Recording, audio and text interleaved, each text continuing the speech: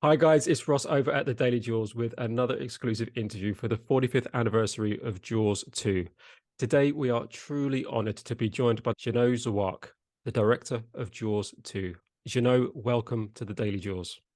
Thank you very much, Ross. Can you believe it's 45 years since the release of Jaws 2? No, I can't believe it. It's incredible, isn't it? The amount of time, how quickly it's gone. Oh God, yeah. Where does it all go? And how did you get the job as Okay. director on Jaws 2? What happened is at the time I was preparing, if I remember correctly, a pilot for Quinn Martin.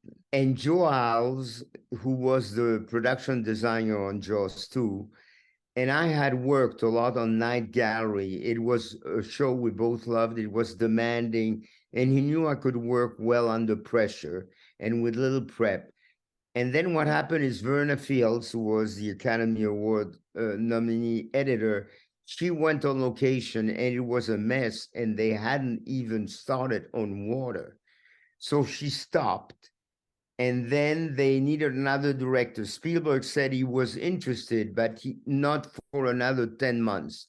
And they had a crew in Florida and everything, so they needed somebody fast. So suddenly they called me for a meeting, and also Jules gave me the script. I read it, and I didn't understand the meeting. And they said, well, we'd like your opinion. So I gave them my opinion, which was that the characters were a little bit weak. The action was very good. And then they said, well, what would you do? I said, well, I would start a really difficult action scene. And while that was being done, that would give time to work on the script. Mm. I left, and then I went back to Quinn Martin's office. Okay, it's funny how it all comes back. And he said, oh, you got to go back to Universal. I said, no, I already was there. I had the meeting. He says, no, they want you back. So I went back, and then I met with Ned Tannen, and he told me, look, we want you to do the picture. And he says, I warn you, it's going to be tough. And after you really get into it, blah, blah, he says, what do you want? A multiple picture deal, blah, blah. I said, no, I just want you to give me a handshake and tell me you owe me a favor. It was very Godfather-like. And he came through, he said, yes. And of course, later I used that favor to get Somewhere in Time made. Oh, I see. Yes. Okay. And that's it. And then they said, okay, we want you. I had a week to prep, which A is week. a week. And then Wow. I just, did the best I could. And I went to Florida, I met the crew. And then we started and we did what I suggested. We concentrated on a real difficult action scene. And then Carl Gottlieb came back and to work on it. And I told him my feelings about the script. And I said, by the way, who that funny actor who played Roy Scheider's aide, what happened to him? Mm. And they said, well, I said, I think we should bring him back. And and that's how Jeff Kramer and I became brothers from another mother. And after that, I was in it up to my neck. And I don't think I've ever worked as hard in my entire life, but it was okay. And the studio was good. They gave me a guy who was basically my slave. They didn't want me to cook. All they wanted me to do was to concentrate on the pitch.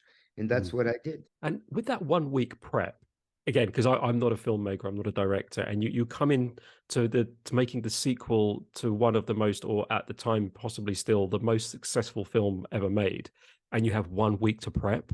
How do you get your head Well, around that? what That's happened incredible. is I knew I couldn't do it all. So I just concentrated on the rewrite to make the characters of the young people. I said, look, the shark has already come out of the water. Everybody's seen that. So Mm. we can't duplicate that moment. Okay. We got to go for something else. And they agreed. And then I did it little by little. I worked a lot at night, and, I did a lot of homework and on the weekends, and and I had Michael Butler and the crew were great, and Mm. we hit it off immediately. And Joe Alves, was the second unit director. And then, but it was a lot of work for me because I also had to give shots to the second unit. And there was a unit shooting also in Martha's Vineyard. So, I mean, it was a lot of work, but little by little, and we had a lot of laughs. I didn't have that much experience of being in water or underwater.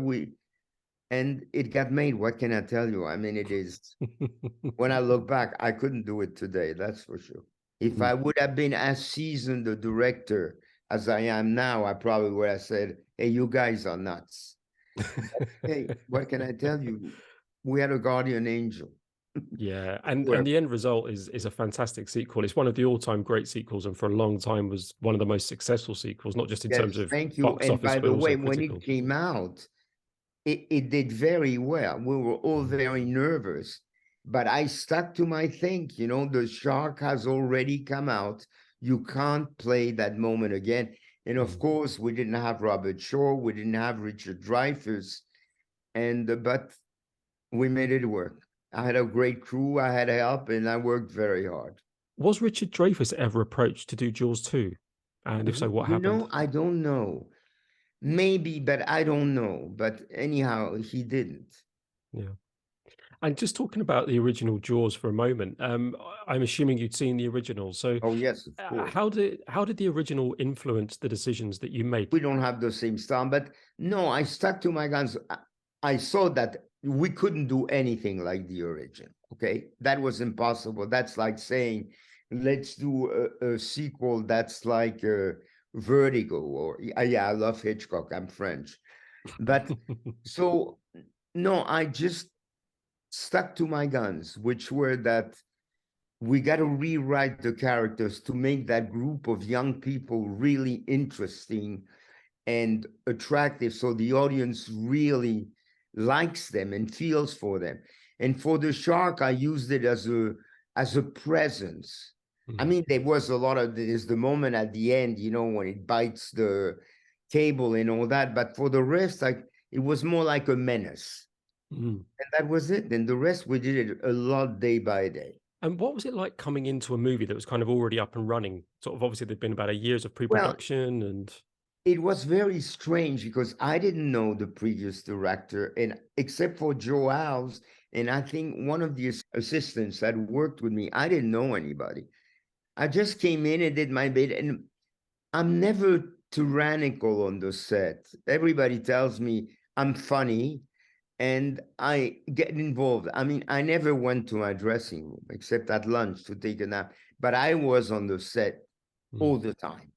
So in case something happened or they needed me, you know, I worked on things I needed to do, and it fell into place, and we did bloody good work, I think, considering the circumstances. and that's something that the other people that we've spoken to. So we've spoken to Gigi, Gary, Oh yeah, Jeffrey, loads of, we've spoken to about 4 or 5 people, and we've got more interviews to do, but they've all said that this, even given the circumstances, it's, you know, a high pressure movie. You're making the sequel to Jaws. It's gone through massive changes. There's been a change in director, script, vision, everything, but you did keep it fun. You kept it energized. You kept it light and positive, which is probably a big contributing factor to the success of the movie, because it is, as I say, one of the all-time great sequels. So I take, if I had a hat on, I would take it off to you. But you know, I think it's because, you know, I never went to film school, by the way. I was a film buff. And yeah, I mean, my love affair with films, I was very shy. So I loved to go into dark rooms and get lost with the screen. And my father said, get a diploma, and after that, you can do whatever you want. So I got a diploma from a French Grande École. And one of the guys who I met on the oral exam was a film critic and writer. So I went to see him. And I said, what should I do? And he said, don't go to film school, get a job on a set. And that's what I did. So I came up little by little. And I always had a complex, you know, that I wasn't doing it the right way because I was completely self-taught. And once I did an art gallery that was fantastic with Geraldine Page, and she thanked me at the end. I said, look, Jerry, tell me, am I doing it the right way? And she just tapped my hand and says, just keep doing it the way you're doing it. Yeah. That was it. I didn't know that. I didn't know that you hadn't been to film school. That's even more incredible now. No, I didn't. And I remember once I was on a set, I think it was on Jaws, and one of the grips, I always hang out with the grips and the electricians. When I told him, I says, I don't believe you. I said, believe me. Well, I think there was a famous story with Orson Welles and his, I think it was his cinema director of cinematography, because Greg Orson Welles had Toland. never, yes, he'd never made a movie before, and he asked Orson Welles if he'd made a film before, and he said, "No, I've never made one." And he goes, "Okay, I'll work with you because you don't know any of the rules. You're not Oh, going to that's ask a us to not great do anything." quote. Greg Toland said Yeah, that. I But you think it know was what? him. I got to tell you, Yeah, Greg Toland, I mean, Orson Welles was a genius, but Greg Toland deserves a lot of credit for that film he because is. the black and white cinematography was unbelievable. Yeah. And also, I mean, one of the great things that amazes me about all of the Jaws movies, but I would say probably the first two in particular, so Jaws and Jaws 2, is that cinematography, because it's so difficult to work on the water and to be able to film what you to actually capture what you want to capture. And I think one of the most interesting ideas that I've seen in Jaws 2, and I don't think it was done in the other two movies afterwards, was the shot where you you actually had the cameraman riding the back of the shark, Oh, almost yeah. from the shark's head point of view. Tell me about that shot. Was that your Well, idea, or was that a moment well, of inspiration? Or that was the one thing I said from the beginning. There should be some point of views of the menace. mm, That's, of the shark. And I think it was Michael Butler, who was the DP's brother, who did that shot. mm, And it was unbelievable. There was another also great shot where there's a kid hanging and the shark came and opens the mouth and misses him. That what just happened. mm, That was a fluke. But I had a little orchestra, chamber orchestra, I call them, because to make the shark work, you needed like four people, and mm. each one was controlling a different film, a different thing, and they had to work together. What was the thing that you say you would learn the most from Jaws 2? I think to be pragmatic, okay, and to learn when to compromise, especially on the water. Sometimes you have an idea and you go there, and then you realize it can't be done, the idea. It can if you will spend a month. Mm, So I learned to adjust and to replace that with something else that's the equivalent. And that served me very well during my entire career. Because mm. even when something bad happened, I was always able to come up with something. Well, with the Jaws movie particularly, I think you kind of need that attitude, whether it's the first one, the second one, third, or the fourth. So I think that's a great attitude for all filmmakers to have, but Well, particularly thank you, directors Ross. of a But Jaws the movie. truth be told, once we got into it, there was a nice atmosphere. The crew liked me. I love the crew. We just were involved with the day. I Mm. mean, it was plus the weather and water. I mean, there were so many things. But hey, we did it. Well, let's talk about some of that team that you helped put together. So, obviously, Carl Gottlieb came back as screenwriter. Yes. What was that like working with Carl? Oh, I loved him. We got along fabulously. I think we had met before. I don't remember where and on what. And we just got along, and he understood immediately what I was going after. I said, look, those kids have got to be Robert Shaw and Richard Dreyfuss? yes. And I said, they got to be, the audience has to identify with them. So we worked on that, and he did a great job. And then after that, the suspense and action stuff, the crew and I kind of took care of that. And it was every day, it was, you want to do this? Well, instead, you might have to do that instead.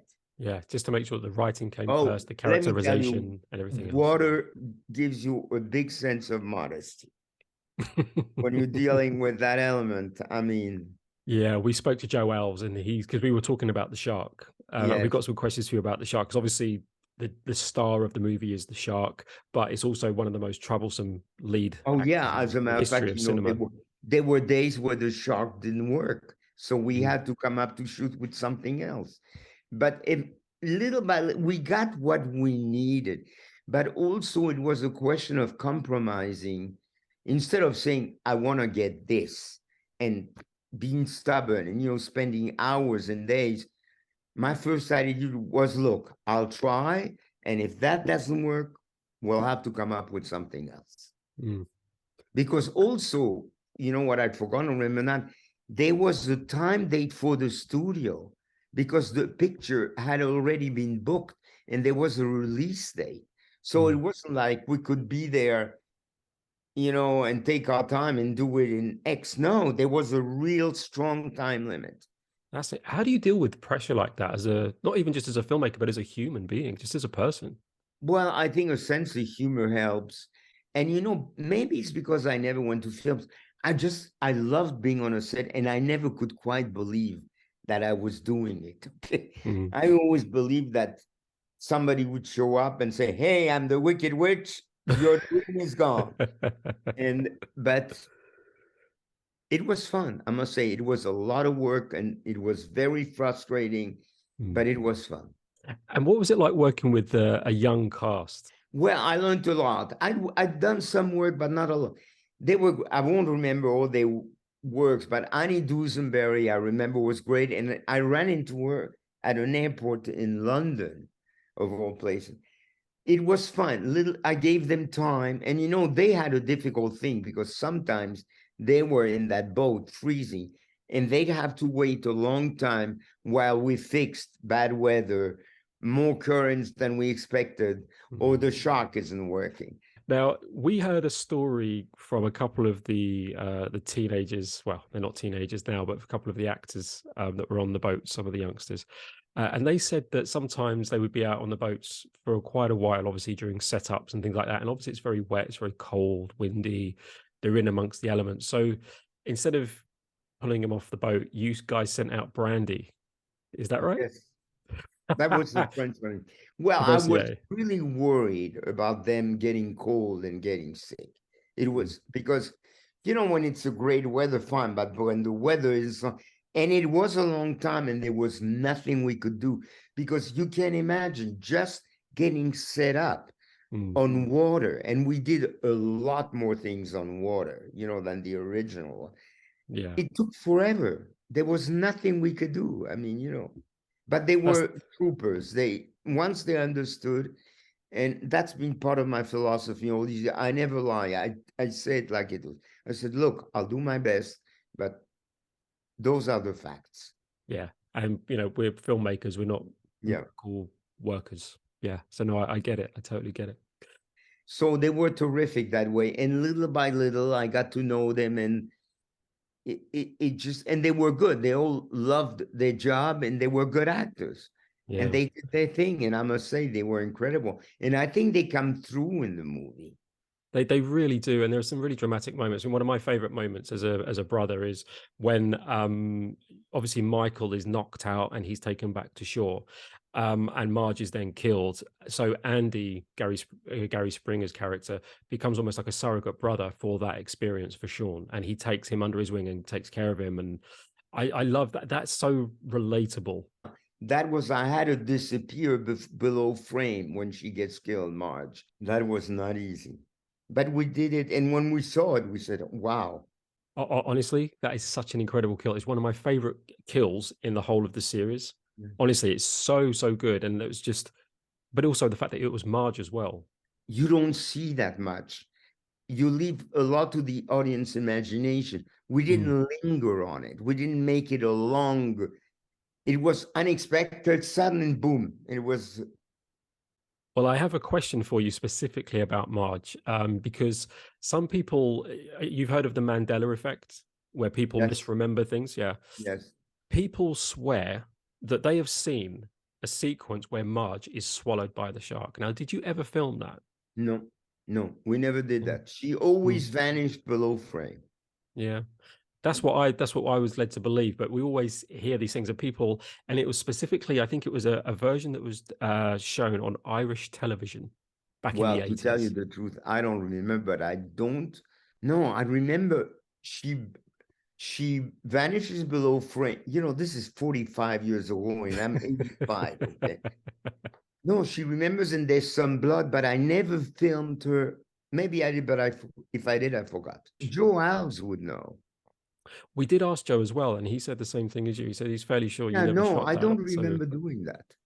I think what it is there was some test footage of the shark with the water skier, And I think people, and it's a very similar angle. So I think it Ah, might be potentially that, but yes. again, we're not entirely sure. It's one of those things we might never get to the bottom of. But thank you for your answer, because at least it clears it up from your perspective. Let's talk about Jeffrey Oh, Kramer, aka Deputy Hendrix. So just tell me, obviously, you guys, as you say, you've got this amazing relationship and friendship. But what was it like working with Jeffrey on Jaws 2? Because you gave him some fantastic scenes. we got along immediately. There was a, and I have no problems working with him. He was smart and he had a sense of humor, and he saw immediately what I was up against. Mm, So it was, hey, it was a coup de foudre, like the French say. We've been friends ever since. yeah. He's known my family. Sasha, he knows. I mean, he knows everybody. He lived through my divorce. I adored his wife, Vicky, who left us. So old 45 years of friendship, despite the separations. Mm. Because, I live in France and he lives in the States. To my memory, I don't have one bad experience working with him. And you did give him some great scenes, obviously, when he becomes chief Oh, and yeah. he goes back to the Brody house, and Brody comes back and he's drunk, and they have those wonderful exchanges.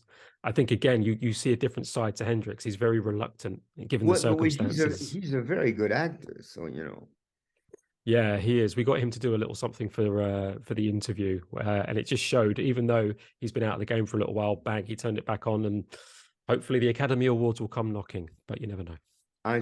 certainly hope so. From your lips to God's ears. If you're listening. But one question has troubled Jaws fans for a long, long time. Hendrix's first name. In the first movie, it's Leonard, and then in the second movie, it's Jeff. You know what? I don't remember to my man because I don't think he was called by his first name that much. To tell you the truth, I don't have an answer. I'm happy we went with Jeff. Probably, somebody said with the water, the sound, and all that. Guys, let's call him Jeff because if called Leonard, I didn't even remember his name was Leonard. Well, when I first met him in London, I was like, should I call you Jeffrey or Leonard? And he goes, I get asked that question so often. That's funny. It's funny, isn't it? But obviously, as well as Jeffrey Kramer returning to the Jaws 2 movie, we've also got Murray Hamilton and Lorraine Gary. What were they like to work with?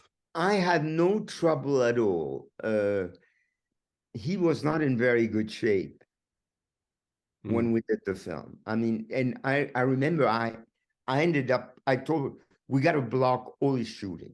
We got to do all the stuff with him because I was worried. I liked him a lot and I was worried about him. And after that, I worked with George C. Scott and he adored Murray Hamilton. He mm. and Murray were. So I think that was maybe one of the reasons. Although I do have one question about a scene that was omitted from Jaws 2. And this is one that I've always wanted to ask you. So I'm glad I get the opportunity. I hope I Um, remember. Well, Mayor Vaughn has a scene where it's Brody has just shown the select committee the photograph of the shark, and everyone's very dismissive of it. And then they retire to what we assume is the mayor's office, and they all take a vote whether to fire Brody or not. And Mayor Vaughn is the only person who votes not to fire Brody, which for me is a really redeeming moment for the Mayor Vaughn character, given the history of Jaws and Jaws 2. But that was left out of the main cut. Was there any particular reason why that scene was taken No, out? I don't. I think some of it was probably length. We were long and we just started pruning. And remember, it was like this, the post production, because the studio had a day. Mm, So, and to tell you the truth, I don't remember that at all. Lorraine, it was once she got into it, she's a very good actress, and I always believe that, even though she mm, was Sid Sheinberg's wife, was the head of the studio. mm. I had no trouble with him at all. Now, obviously, there is someone we do need to talk about, and there's been a lot of discussion around your relationship with Roy Scheider during the making of the film. From what we understand, Roy was not really wanting to be there. I'll tell you an anecdote that is fine. Roy didn't want to do the movie, okay, basically, because he Mm, knew that it was him alone. There was no Dreyfus, it was him. And the studio probably put enough pressure, he did it. So he was not enthusiastic about it. And also, he just didn't, he did. Look, we had a fight at one point. We had a big fight. There was Brown, Verna Fields, and me in a room, and suddenly he said something he shouldn't say, and we didn't end up hitting each other. But then it broke the ice, okay? And after that, I said, look, Roy, I know I'm spending more time with the kids than I am spending with you, but that's because your experience, a lot of them don't have experience, so I got to give them more time. And that's just common sense. Yeah. So after that, he was better. And when we were watching something, it was like, I think after or right before the end, we were watching a prize fight on television, and he was behind me. And he leaned forward and he said, Jeannot, I think your fight with me was better than this. And we both laughed hysterically. I understand psychologically exactly where he came from. When you take the original and you take the second one, but he did very good work, and it works. What can I tell you? I'll be honest, I think it's a really good performance. Like I So think do I. And I always say, if the people don't work, the film isn't going to work. Well, the people and the characters are the gateway, aren't they, to the world, to the universe, the story you're trying to tell. So, which is why I think the original Jaws stands up to the test of time so well, because of the original casting choices. I think they were genius. And what about you need a bigger boat? I mean, you can't top that. Incredible line. Absolutely incredible line. You can't top that. And I said that it's the first thing I said. I said, guys, we're never going to be able to create a moment like that. Forget it. That's been done. It's like Alien and Aliens. They work very well as independent movies, but also as part of the same universe. And I think Jaws and Jaws 2 have the same kind of kinship. And there's a lot of people in the Jaws community that see Jaws and Jaws 2 as one separate thing. And then you've got Jaws 3D and Jaws the Revenge and ultimately all other shark movies after that. There's something else. And I think that says something, because even just to be identified with the original of a franchise, I think is an achievement in itself. But to be able to expand on it and do something different with it and not try and imitate it as well, I think is one of the keys to the secret of the success of Jaws 2. So, and again, coming in with 1 week prep as well. I mean, the more I'm learning from this conversation with you, my mind is just absolutely just blown. I mean, obviously it's been 45 years since you've gone through that experience and the movie's been out. What's your relationship with Jaws 2 now? Is it something that is in your everyday life? No, of course, it allowed me to do other things, and I'm very grateful for the experience. And it was a very good experience for me. It was difficult because of the amount of work, and I had some personal problems. But I laugh a lot when I think about it, because I think about Jeff, and we had other moments, and when I started, I wasn't even sure we were going to pull it off, to tell you the truth. I mean, I was like swimming day by day, and we pulled it off. And I think the result, it's a good film. Okay, I don't think it has the impact of the original, but it is a good film, and at least it's not like a cheap copy. Yeah, and that's the danger, I think, with any kind of sequel. I think it really is, particularly with a successful film. I think one of the big keys to this, well, definitely one of the keys to the success of the original was the John Williams score. And obviously John came back for Jaws 2 and did something very different again. Did you get a chance to work with John and discuss the score? He started before I had a real cut. Yeah, we talked generally, and I said, John, and we talked about accents and, what I felt it should be in this and that.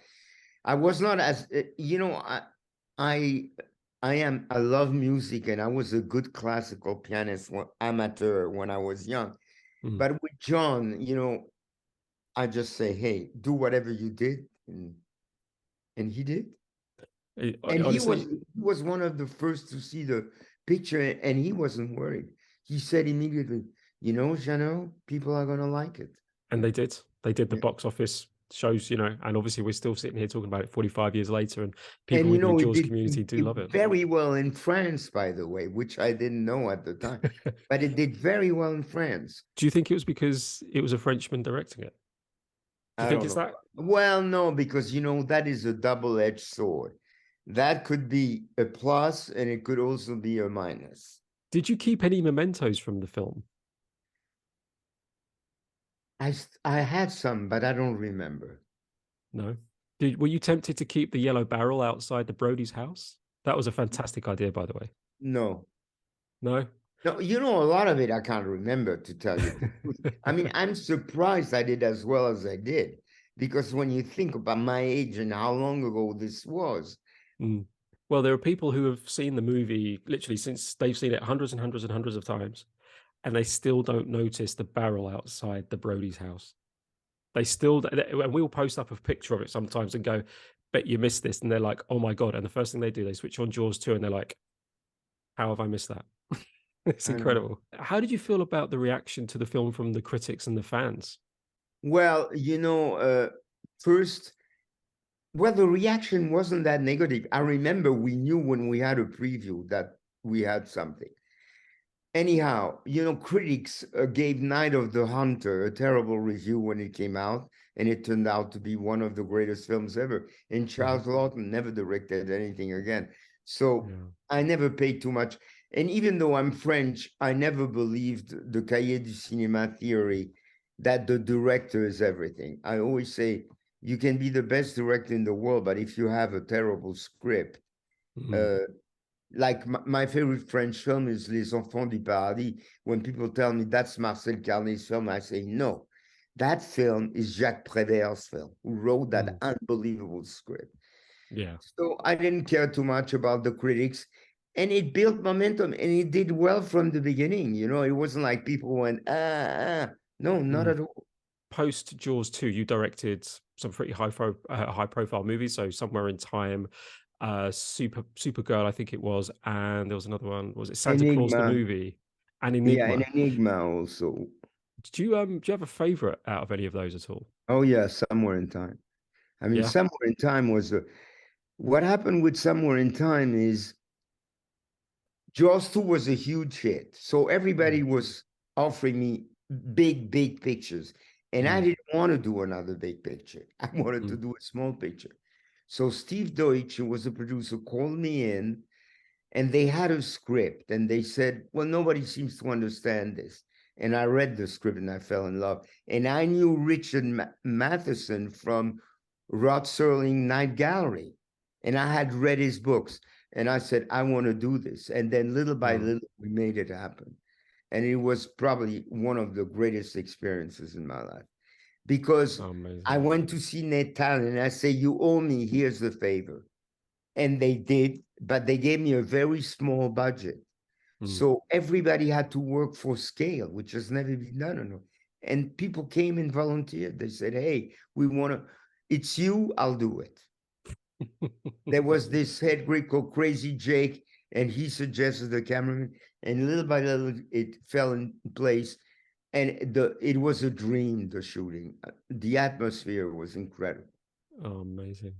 The So cast helped carry stuff when we moved locations. I mean, it was unbelievable. So I think that I loved Enigma too, because working with Derek Jacobi was like unbelievable.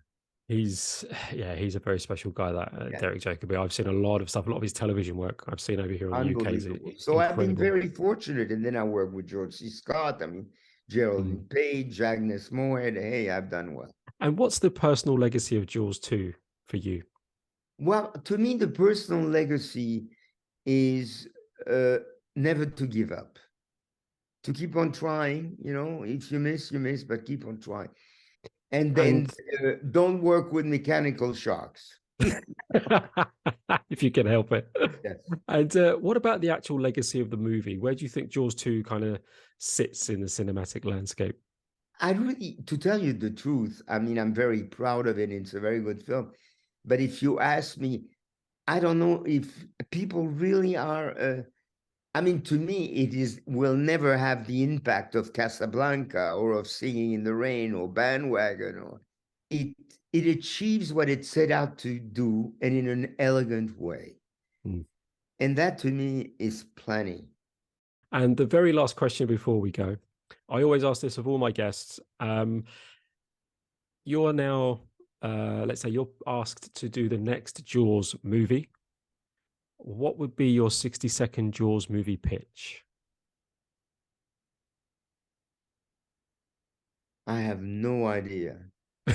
The shark ends up being inhabited by a brain that we have no idea of and is incredible. So super smart shark kind of Yes. thing. I like that. I I like that mean, idea. I don't know what else you could do. Well, Gary Springer had the idea of it being like the shark attacking a retirement home. So you got all kinds of ideas. Well, Jeannot Szwarc, thank you so much for taking some time out to talk to us about your incredible film, Jaws 2.